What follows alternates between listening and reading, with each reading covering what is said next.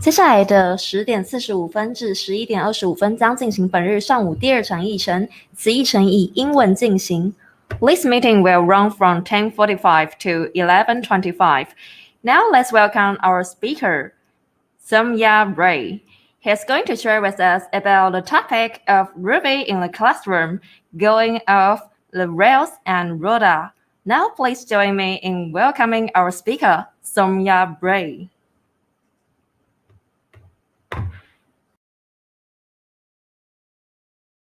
大家好. Hello there. My name is Soumya Ray. I'm a professor at National Tsinghua University in Taiwan. At least that's what I like to say my day job is. In the evenings and in my spare time, I'm also an open source developer, and I've worked on a few projects that you can find on GitHub and other places.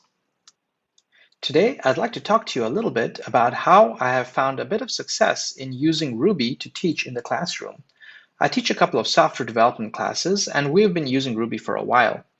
But we don't use Ruby on Rails, and I get a lot of questions about how I choose the languages and tools that I bring to the classroom. I'd like to talk to you a little bit about that today.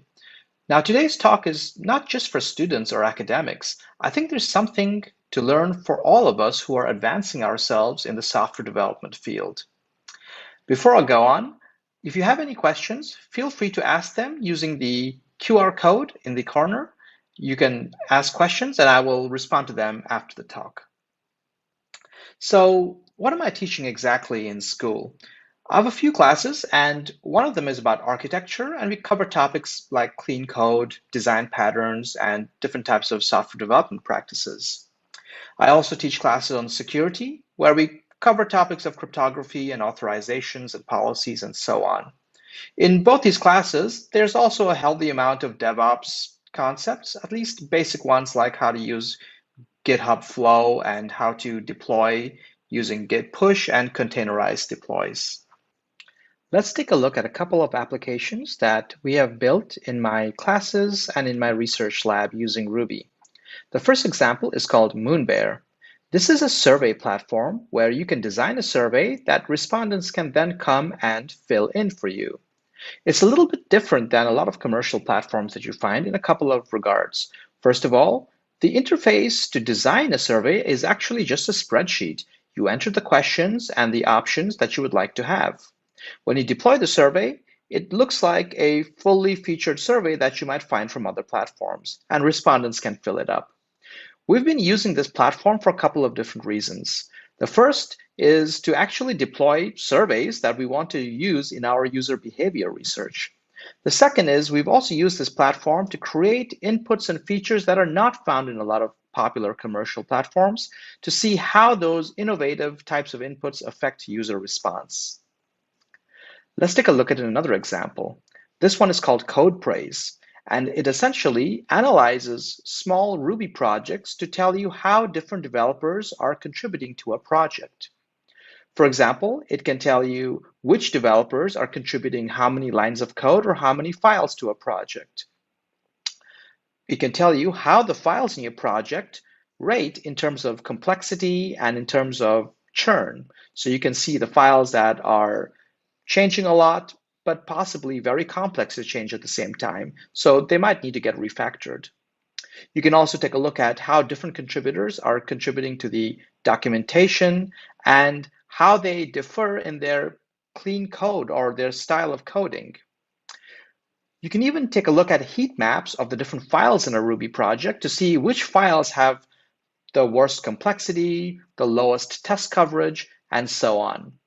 We use this platform to allow student teams in my classes to self-assess the quality and volume of contributions that different team members are making. We also plan on using the engine of this platform to study how code complexity and other types of metrics affect software.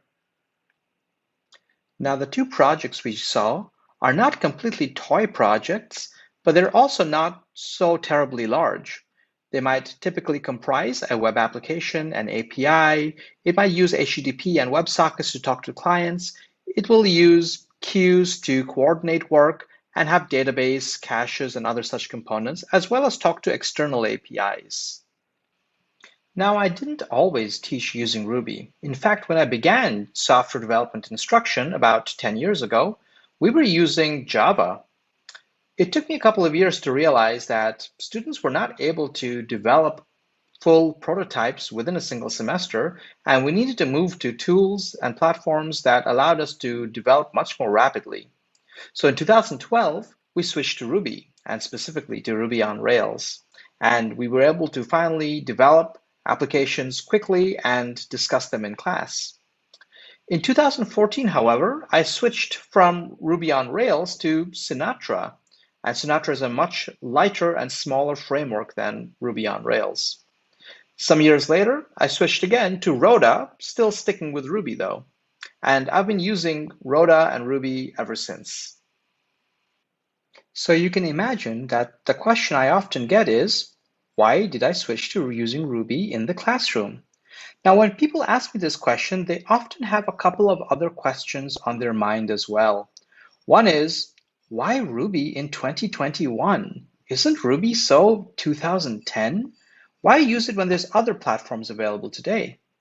And then, why use Ruby but not use Rails? Why not Ruby on Rails in the classroom?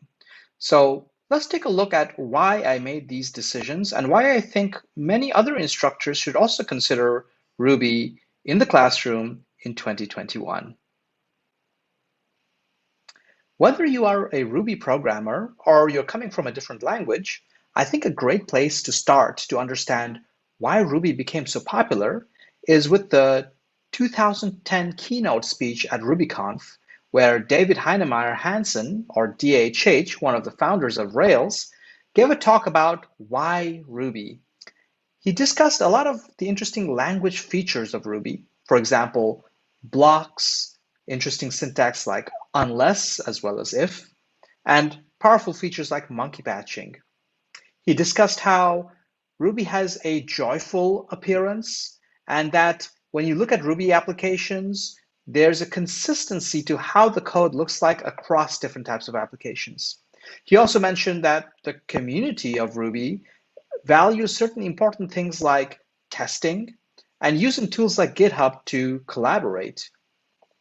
He believed that these attributes gave Rubyists certain virtues, one being programmer happiness, the sense that you look forward to using your tool every day, and that as a self-actualized, happy programmer, you are bound to create good things. Moreover, Ruby has this virtue of freedom, where the language doesn't restrict you, rather it guides you in the correct ways. So these virtues lead to two things. One is Ruby is sticky. DHH argued that many people who came to use Ruby didn't really leave Ruby. The other is that Rubyists make interesting things, that in 2010 at least, a lot of the interesting tools and things coming out were made in Ruby. So these were some of the reasons why Ruby would have been a good decision for instruction or industry in 2010. And back in 2010, all signs indicated that DHH was correct. On platforms such as GitHub, Ruby was one of the most popular languages. The graph you're seeing shows Ruby's popularity in the thick red line, and it maintained its popularity for several years. But over time, it became less common to see Ruby applications, and languages like JavaScript and Python quickly rose to the top. In 2021, we cannot really say that Rubyists have not moved on to other languages. And I would argue that increasingly, when I find innovative new tools or apps on Reddit or Stack Overflow, they're often in languages like JavaScript and Python. In that time period, students learning programming have also changed, at least in my classroom. Let me give you a sense of how they have changed. In 2010, the students who took my classes were largely only familiar with how to develop desktop apps. Most of them had never really heard of version control before, much less Git, which was only about 5 years old at the time. Many of them had never even heard of MVC, though a few had come across it theoretically. There was, of course, no such thing as containers or Docker back then. Most of the students were largely what we would call monoglots. They could program in Java or C or C++, but probably not too many other languages. However, the vast majority were familiar with object-oriented programming. Now, today, in 2021, the situation is quite different. Students today are almost all familiar with not only how to do desktop apps, but usually how to do mobile apps, web apps, and some of them are even doing IoT developments. Almost all of them are familiar with Git and know how to use GitHub. The majority have made MVC applications, perhaps not very well. About a quarter of the students in my classes these years know how to use Docker. I'm guessing in the coming years, that's going to get closer to 100%. What's really interesting is nowadays, students are by default polyglots. The vast majority know how to use Python, at least from their data science classes, and maybe half or even the majority know how to use JavaScript. But on top of that, they're familiar with many other languages like C++ and Rust and Kotlin and Swift and even Ruby. Interestingly, all of them are, just as before, familiar with object-oriented programming. So given the above, why choose Ruby as a classroom language now? I believe that Ruby has several advantages for education. And the first one is that it gets students off the safe path they have been on and prepared for future languages.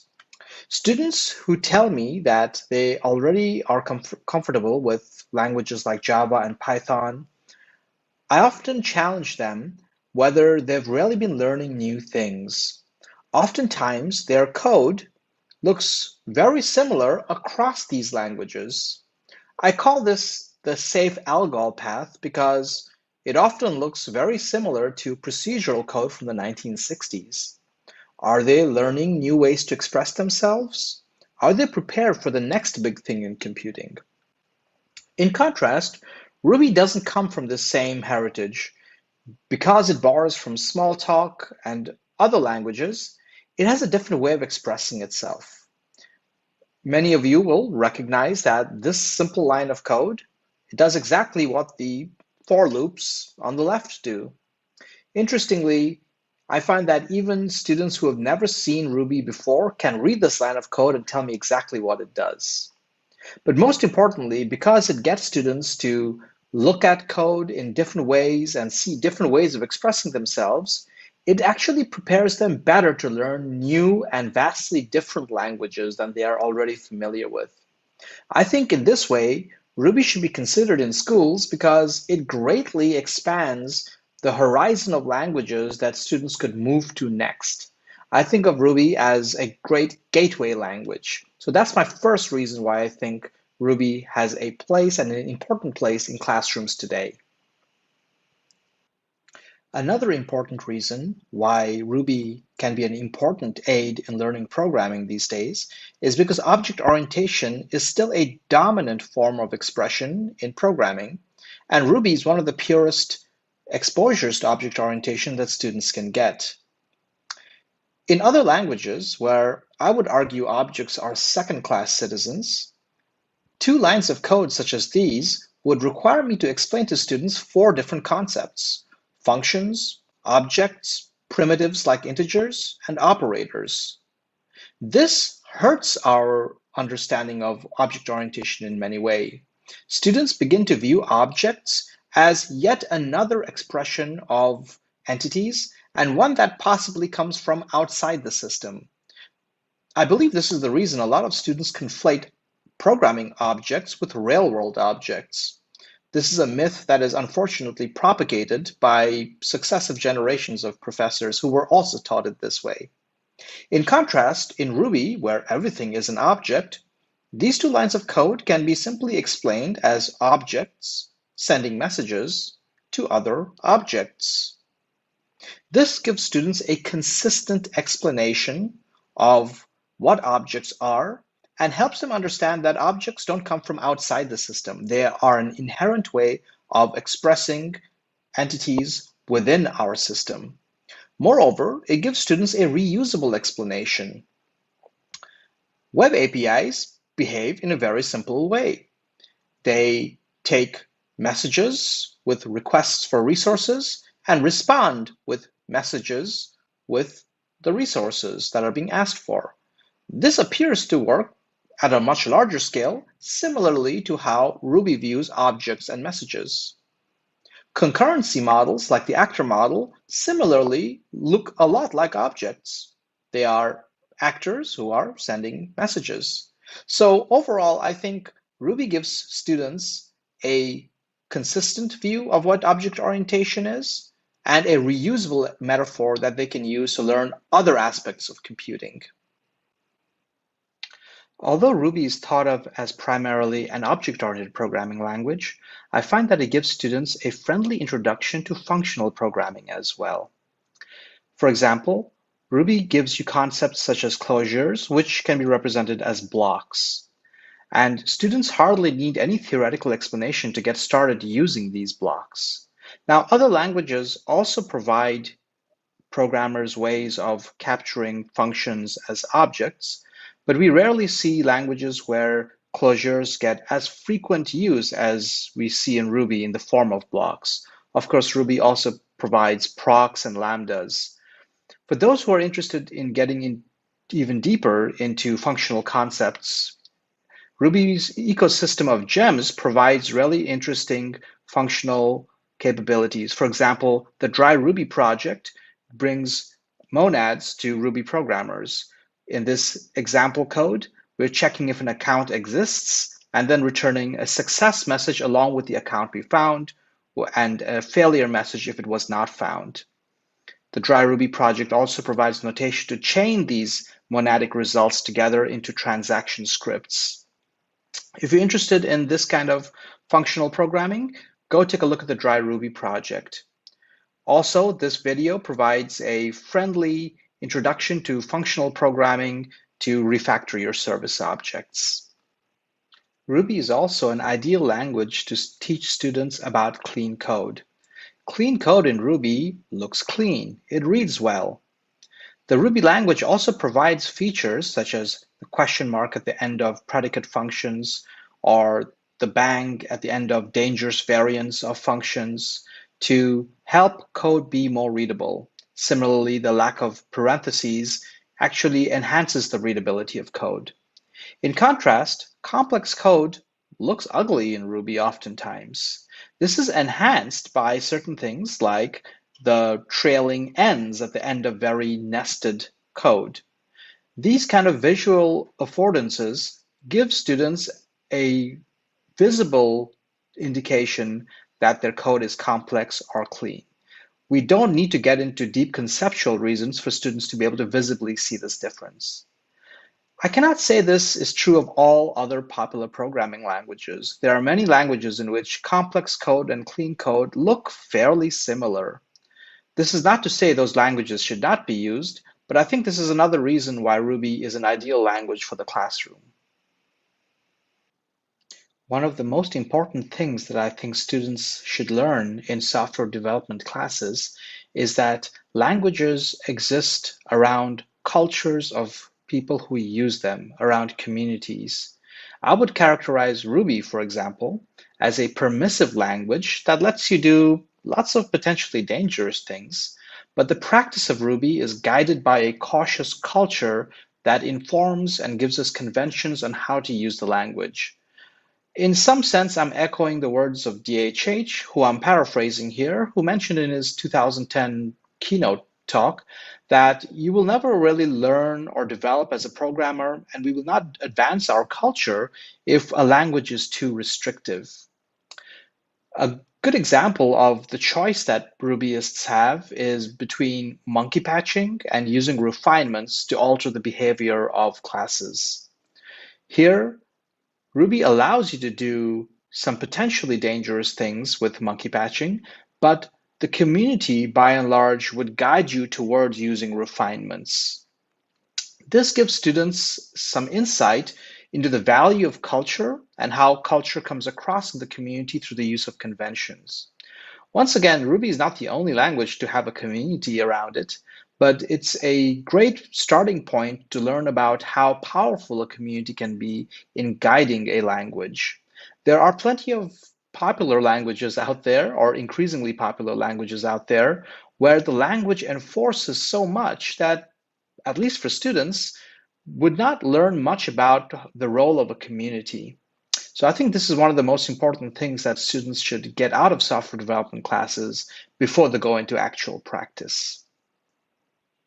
I've previously mentioned some of the gems that the Ruby community produces that I use in my classes, such as Dry Ruby, which provides us a set of gems that actually give us functional patterns for our code. Dry Ruby is actually also used by the Hanami project, which is a larger web framework, which in some ways rivals the Rails ecosystem. Hanami uses the Ruby object model, or ROM, to talk to databases, and that in turn uses the SQL gem to talk to SQL relational databases. Interestingly, SQL is part of a separate ecosystem of gems maintained by Jeremy Evans, which includes the RODA web framework that I use in my classes. RODA is another gem that uses RODA and SQL to provide authentication and identity management. I also use gems from the Trailblazer project, which provides many elements of clean architecture, and Concurrent Ruby, which provides many patterns for concurrency. I think it's important for students to see how a lot of these best practices are enshrined in these collection of gems that are collaborative, because many of these smaller ecosystems communicate and collaborate with each other, and interoperable, because you can actually pick and choose from these different ecosystems to get the patterns and practices that you want. Now, this is quite different perhaps from the Rails approach, where a lot of the gems that work with Rails only work with Rails. I think this is important because students will not always have something like Rails, depending on which language they go into in the future. Thus, I think that when students use Ruby to learn about software development, in many ways, it's better not to spoil them with something as expansive and with as much coverage as Rails, because they will not always have that when they go into other ecosystems.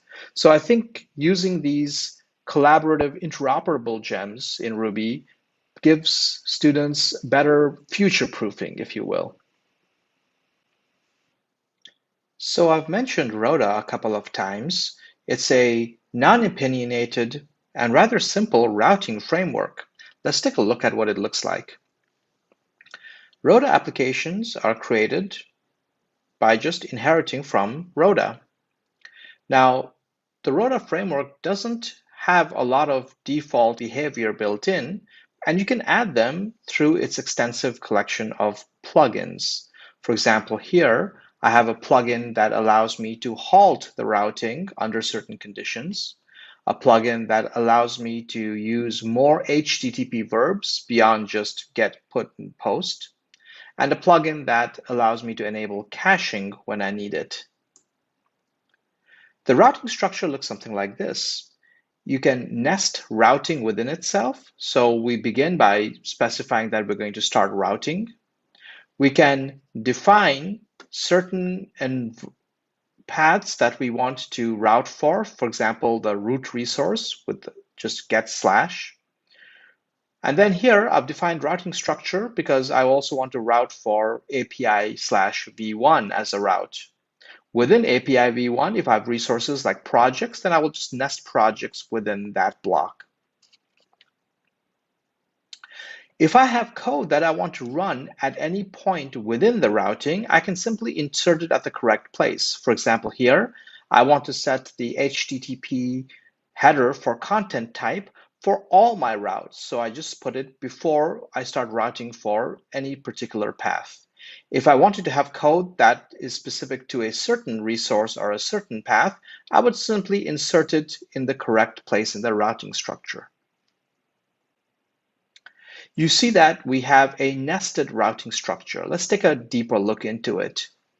In this example, I want to route for a path which is API/v1/project. So that's the resource here.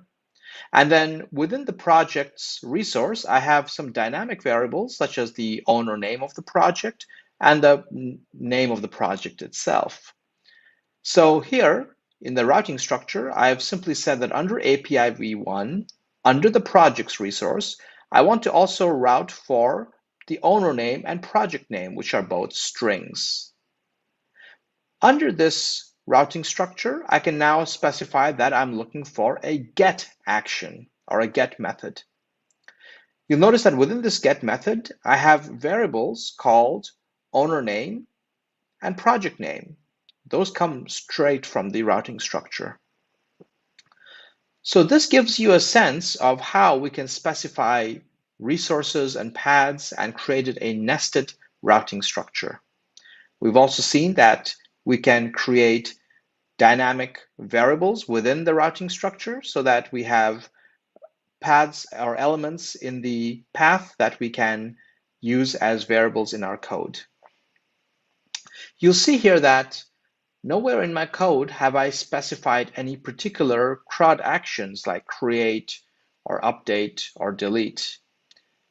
These have to be specified by just using the HTTP verbs like get, put, and post appropriately. So RODA doesn't actually correspond directly to CRUD structure, which is a big difference, let's say, from Rails. You'll also see that there's nowhere in my code where I have specified a particular ORM. I happen to be using SQL, the gem, under the hood, but it is not built in or default to RODA. You can pick any ORM package that you would like to use. The lack of batteries built-in approach to RODA means that you have to learn the conventions of the community. Now, this is quite different from large frameworks like Rails, where you simply follow the conventions of that ecosystem. Using RODA also means that you have to pick your own tools. It doesn't require you or even suggest to you which ORM or other gems that you have to use. So you have to learn which are your options for different gems and tools, and you have to pick your own. And finally, you may have to design your own patterns. For example, I've created a cache control object that allows me to have a higher level way of turning on cache for certain conditions. And I've created a representer pattern, which allows me to dynamically pick the correct representer for a given entity. Now, these are patterns that I had to create by myself. I don't think that this is necessarily what you want to do for every single project that you're working on. But once again, in a classroom environment, I think it's important for students to learn conventions rather than simply follow conventions. I think it's important for students to learn to pick their own tools rather than just be handed tools by a framework. And I think it's important for students to see that they can design their own patterns as well. So these are some of the many ways that I think that frameworks like RODA and perhaps even Sinatra, which is an even simpler framework, are really important tools for classrooms. Let me give a few more details about RODA for those of you who might be interested in this web framework. So from the earlier example, you might have been a bit worried that your RODA controller is going to be one big file with a lot of nested structures. But actually, you can split your RODA controller into multiple files. In the example on this slide, you can see that this is how simple your main RODA controller can be. I'm using the multi-route plugin for RODA to tell it that I would like most of my routes to actually be in separate files. So for example, under routing API and then under its v1 route, I've specified routing.multiroute. What this does is it tells RODA that the subsequent structures can be found in files that also have further specifications of RODA controllers. So in my example, I have a set of files in my controllers directory, which all have routes that can be plugged in under API/v1. Let's take a look at the projects file that I have. In my projects.rb, I've specified that this will contain a block of routes that all come under API v1 projects. Under projects, I've specified a block of subroutes which all have an additional project ID variable in the path. I've specified this variable to be a string. I can use this project ID anywhere under this named block. For example, I'll begin by using this project ID to actually find the project in my database and load it into an object. I can now use this object anywhere under this routing structure. So this is nice because I'm going to use this loaded project in several sub-resources and routes under API v1 projects with a project ID. For example, here you can see that I'm using it in a GET request. I can also specify further sub-resources or sub-routes under API v1 projects with a project ID. Here I've specified a set of routes for documents as well as for collaborators. Finally, if I'm only interested in responding to requests that come under API v1 projects with no further sub-resources or named parameters, then I will use this routing.is block to specify routes that are directly under this path. And in this case, I've specified a routing.get and a routing.post request controller. For those of you who are not used to using a smaller framework like RODA or Sinatra, you might be wondering, what does this get you? Because it seems you have to do a lot of extra work that you didn't have to do in Rails. One of the great advantages of frameworks like RODA is that they often perform really well.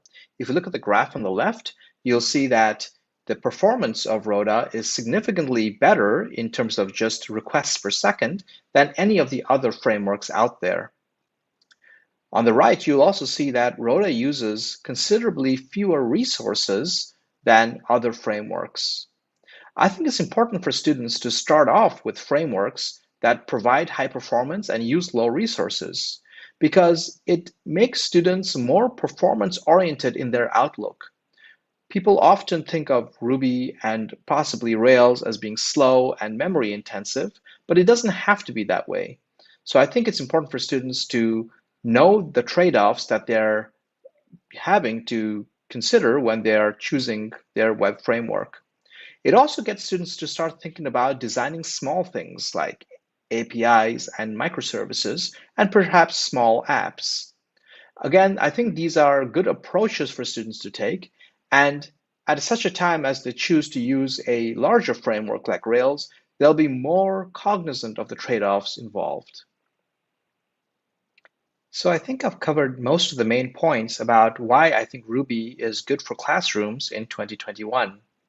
But let's go back to the question about why use Ruby at all in 2021 when there's so many cool and new alternative languages and frameworks. Back in 2010, when Ruby was approaching its heyday, Ruby was seen in many ways as being better than some of the enterprisey type tools like Java. But in 2021, I'm beginning to feel that it's Ruby that is the most enterprise-ready language. W3Techs is a site that scans the 10 million most visited web applications on the internet. And Ruby is actually the third most common language among the top visited websites. It's also the fastest growing language when it comes to the most visited applications. So ultimately, I think that Ruby is more ready than ever for enterprise, and Ruby is more appropriate than ever for the classroom. Here are some of the videos and resources that I've referenced throughout my slides, and some of the resources and assets that I've used. Thank you so much for paying attention. My name is Somya, once again, and I look forward to your comments and feedback, and happy hacking.